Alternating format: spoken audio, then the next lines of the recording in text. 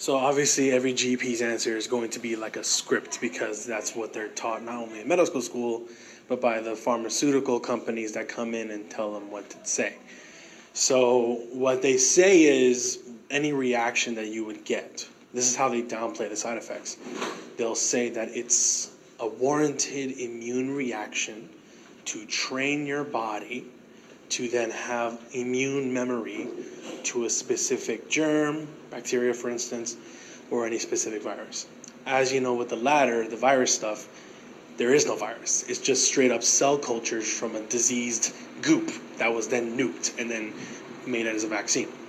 With bacteria, obviously those are real, but again, they only eat dead and dying tissue. So if you don't have dead and dying tissue, it's not going to be an issue because they're just scavengers looking for this. So when you get a reaction like fever, chills, malaise, flu-like symptoms from a vaccine, they'll say that's just your body, using the pathogen and memorizing all that immune response, and it's all going to be, done in a couple days. Very similar to a regular detoxification that we would call a flu or a cold. And then from there, they're going to claim that there are antibodies that you developed in this immune response that then leads to you having that immune memory, where you will then not get sick from this, whatever virus it is or whatever germ it is. But as I just recently posted with my antibody, where I went really deep, there's no evidence to suggest that antibodies have anything to do with immunity. Rather, it's really a marker of toxicity. Never mind, the antibodies themselves actually have never really been proven to exist outside of a theoretical concept.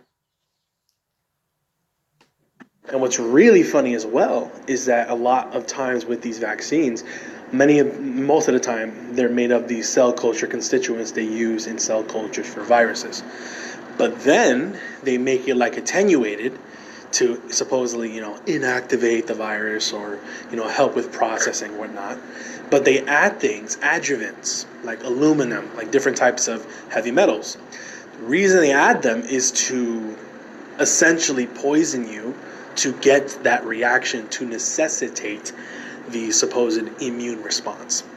And I learned this from Cowan, like in 2019, 2020, and he was saying this, and he was like, if the virus is in the supposed vaccine, why do you need to add an adjuvant to necessitate an immune reaction? The virus should be more than enough. The bacteria should be more than enough, right? Why the additional adjuvants? And they add these adjuvants to make sure that you get sick. But here is the kicker. They'll say, oh, you're just going to get flu-like symptoms for a day, a couple hours, maybe a couple days, whatever. You'll be fine. But all of these chemicals that are in the cell culture are seeded into your blood. And then all the adjuvants added after the fact, all the aluminum and crap like that, formaldehyde, all that goes directly into your blood as well. So some people may get, a couple hours where they feel dead and they're fine.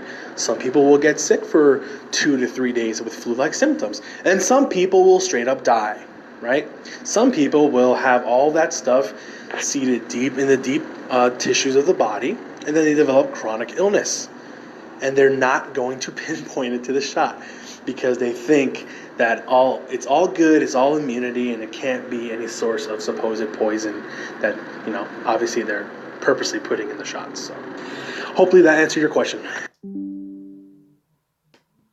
And for any, other information that you may want to make like a little, note or whatever, you can go to my antibody post, and you can also go to my There Is No Immune System post, where it was really more about the lymphatic system, but I go into the whole idea of immunity in there as well.